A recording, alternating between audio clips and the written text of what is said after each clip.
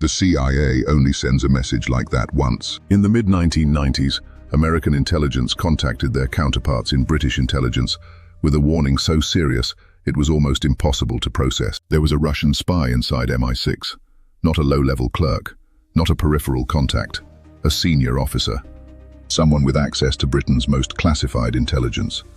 And they had been passing secrets to Moscow. What happened next was kept entirely secret for nearly 30 years, until June 2025, when the details of Operation Wedlock finally surfaced. And what they reveal is one of the most disturbing intelligence failures in modern British history. My name is the voice behind Creepy Chronicles, and this channel investigates the real events, documented, verifiable, and deliberately buried, that the people in power would prefer you never examine too closely. Operation Wedlock is not a conspiracy theory. It is a confirmed, real operation, acknowledged by sources with direct knowledge of it, reported by The Guardian in June 2025. The documents referenced in this investigation are real. The events described happened. What has never been answered, officially, is the question at the heart of it all. Was the spy ever identified? And if not, where is he now? Before we go further, I want you to understand exactly what it means when someone inside MI6 passes secrets to a foreign power, because this is not abstract.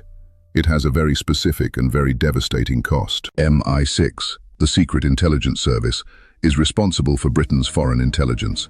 That means human agents operating undercover in hostile countries. It means the real identities of assets inside foreign governments, foreign militaries, and foreign intelligence services.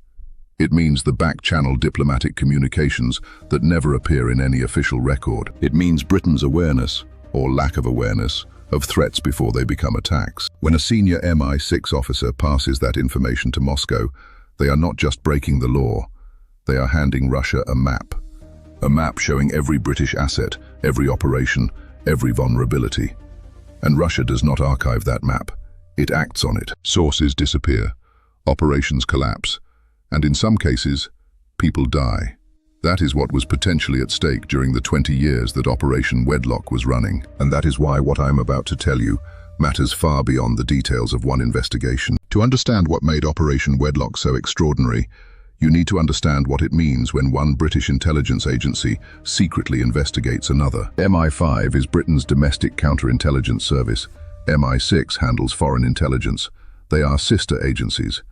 They share information, share assets, and in theory share the same fundamental purpose: protecting Britain from its enemies. For MI5 to secretly investigate MI6 is not just unusual, it is almost unprecedented.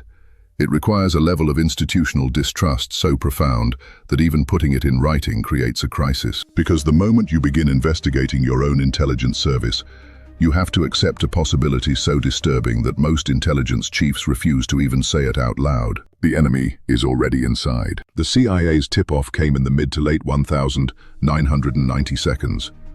A British intelligence officer based in London was suspected of passing secrets to Russia. The Americans were convinced. They believed this individual was Suspect 1A, the primary threat. MI5 mobilized immediately. A dedicated team of up to 35 surveillance, planning and desk officers was assembled. The operation was codenamed Wedlock, and it was, in the words of a source with direct knowledge of the case, the longest in recent memory and probably the most expensive. Wedlock eclipsed them all. Think about what that means. This is a service that has investigated IRA bombings, Cold War defections, and Islamist extremist networks across Europe. And this single operation, a search for one man, was described as more significant than all of them combined. What has received almost no attention in the public reporting on Operation Wedlock is one specific detail about how MI5 ran the surveillance. At some point during the investigation, MI5 created a fake security company, a fictional organization with a name, a paper trail, and a purpose, to give officers a cover identity that allowed them to get close to the target without triggering his suspicion. Remember, the man they were investigating was himself a trained intelligence professional. He understood surveillance. He understood tradecraft. He would recognize the signs of being watched in ways that most people never would.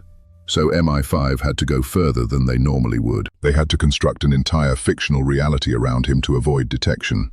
MI5 also installed a wiretap in his home.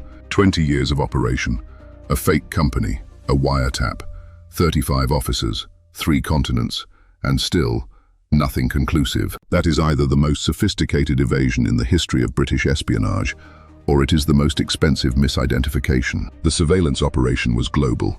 The target was tracked across London, across Europe, across Asia, and at one point, an entire MI5 surveillance team was deployed to the Middle East for more than a week. They were housed in a CIA safe house, and they traveled to that country without the knowledge of its government.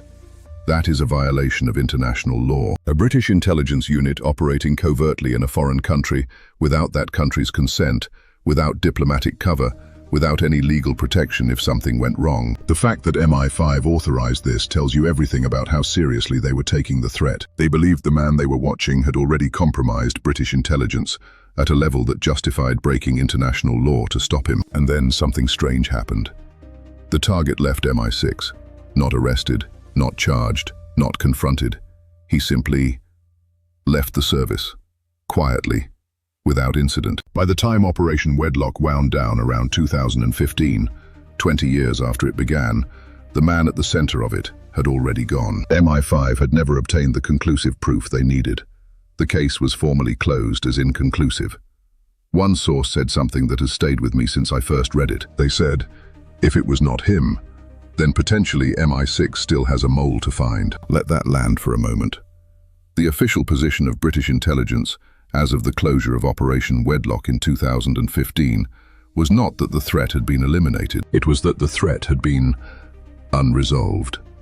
The investigation ended not with certainty, but with ambiguity. Either the right man left the service quietly, or the wrong man was suspected for 20 years, and the real mole was never even identified. There is no public document that tells you which of those two possibilities is true. There is no parliamentary inquiry. There is no official statement. There is only a closed case file and a source willing to say, on background, that the question may never be fully answered. And somewhere in Britain today, a former MI6 officer knows exactly how close they came. To understand why Operation Wedlock was treated with such extraordinary seriousness, you need to understand what happened the last time MI6 had a mole. Kim Philby joined MI6 in 1940. He rose to become head of the anti-Soviet section, the man personally responsible for running operations against Russian intelligence. And from the very beginning, he was passing every detail of those operations directly to Moscow. Because of Philby, Soviet intelligence knew the identity of every Western agent operating in Eastern Europe. Networks that took years to build were dismantled overnight. Officers were arrested. Some were executed. The precise number of people who died has never been confirmed. Philby was not caught. He defected to Moscow in 1963 after a colleague finally told him he was about to be exposed. He lived in the Soviet Union until his death in 1988, celebrated as a hero of Russian intelligence. When the CIA told MI5 in the 1990 seconds that there was another Philby inside MI6, those were the words one source used. We thought we had another Philby on our hands. Every person in that briefing room understood exactly what that meant. It meant the damage could already be catastrophic, and they might never know the full extent of it. Operation Wedlock ended in 2015, but the story did not end there. In 2018, Sergei Skripal was poisoned with a military-grade nerve agent in Salisbury, England. He survived. His daughter survived. A British woman who came into contact with the agent did not. The British government formally attributed the attack to Russian military intelligence, the GRU. Russia denied it. No one has been prosecuted. The two men explained they had come to Salisbury to visit its famous cathedral. In 2024 and 2025, multiple European governments expelled Russian diplomats following the exposure of Russian sabotage networks operating across the continent. The mole hunt of Operation Wedlock did not happen in a historical vacuum. It happened in the middle of an ongoing intelligence war between Russia and the West that has never stopped. It has only become less visible, which means the question of whether the Operation Wedlock target was the right man is not a historical curiosity. It is a live security question. Because if he was not the mole, then someone, somewhere got away with it. I want to be precise about what the public record actually confirms, because precision is everything in a case like this. Operation Wedlock was first reported publicly in June 2025 by The Guardian. It has been confirmed by multiple sources with direct knowledge. The operation is real. The identity of the officer has never been publicly revealed. He has never been charged. The British government has not commented on Operation Wedlock. MI5 and MI6 do not comment on operational matters. That silence is not neutral. That silence is a choice, and it is the choice that Creepy Chronicles exists to challenge. We investigate the cases that the official record leaves unresolved, not because the answers are comfortable, but because the questions are too important to leave unasked. Every Thursday and every Sunday, a new investigation, real, documented, told without apology. If this investigation changed how you see British intelligence, share it. Because the most dangerous assumption you can make is that the people protecting this country's secrets have everything under control. Operation Wedlock suggests they do not, and they never did.